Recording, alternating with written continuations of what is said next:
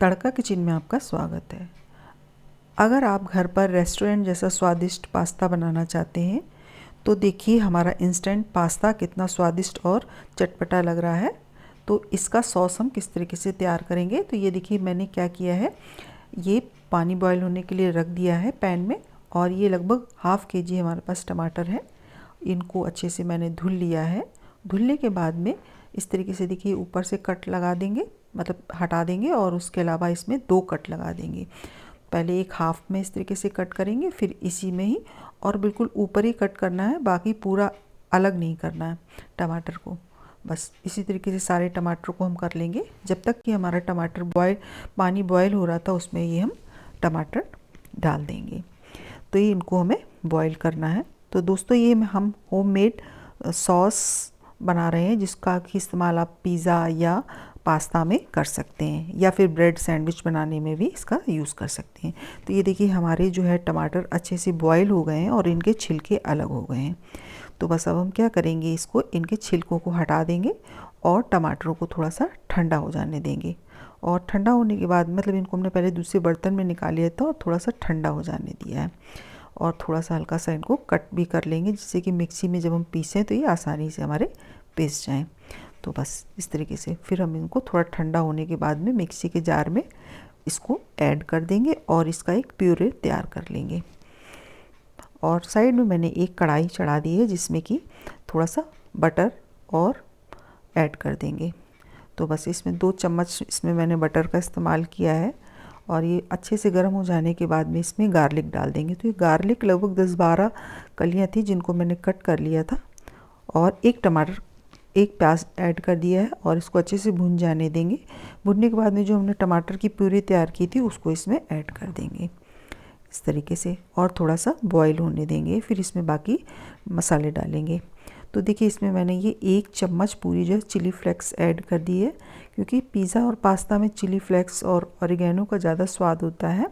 तो बस ये देखिए इस तरीके से इसमें मैंने मिक्स हर्ब ऐड कर दिए, और लगभग 1 चम्मच ही इसमें मैंने नमक डाल दिया है, और 1 बड़ा चम्मच इसमें मैंने सॉस का इस्तेमाल किया है। ये टोमेटो सॉस है, इसको इसमें ऐड कर देंगे।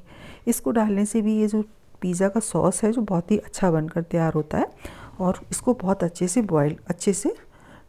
तैयार कर देंगे। देखिए इस तरीके से हमारा ये सॉस बिल्कुल ड्राई हो गया है, और अच्छा इसको थोड़ा ड्राई करके ही रखना चाहिए, तभी ये आपका ज़्यादा दिन तक चलेगा भी। बस इस तरीके से हम इसको एक कांच के जार में स्टोर कर लेंगे, और इसको आप फ्रिज में रखकर काफ़ी समय तक इसका इस्तेमाल कर सकते हैं। इंस्टेंट आप इससे पिज़्ज़ा बना सकते हैं, पास्ता बना सकते हैं, या फिर सैंडविच बना सकते हैं, या गार्लिक ब्रेड जो बनाते हैं तो उसका भी यूज़ कर सकते हैं। तो ये देखिए हमारा बढ़िया सा पिज़्ज़ा पास्ता सॉस बनकर तैयार हो गया है, और इसको आप स्टोर करके रख सकते हैं और किसी भी समय इसका यूज़ कर सकते हैं। तो बस, तो चलिए मैं आपको इंस्टेंट पास्ता बनाकर दिखा रही हूँ। तो मैंने देखिए कढ़ाई में थोड़ा सा बटर डाल दिया है। बटर आप ना भी डालें तो भी आपका ये, क्योंकि हमने सॉस में सब चीज़ें डाल दी हैं, तो अब उसमें कुछ भी नहीं डालना है। सिर्फ मैं इसमें से 2 चम्मच जो है सॉस का इस्तेमाल करूँगी। थोड़ा सा मैंने बटर डाल दिया है, जिससे ये अच्छे से मसाला और एक बार भुन जाएगा, इस वजह से। तो बस 2 चम्मच इसमें मैंने सॉस डाल दिया है, वो वाला जो भी तैयार किया था, और एक साइड में मैंने इसमें जो है बॉईल होने के लिए रख दिया है। तो आप जिस हिसाब से पास्ता बना रहे हो उस हिसाब से इसमें सॉस डालना होगा।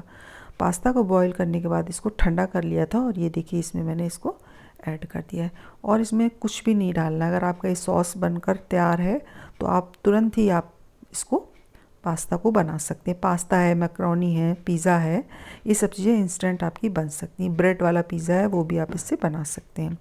तो बस देखिए अभी हमारा थोड़ा सा अच्छे से मिक्स कर देंगे इसको 2-3 मिनट के लिए, और फिर इसमें आप चाहें तो चीज़ या कुछ भी इस तरीके का ऊपर से डाल सकते हैं।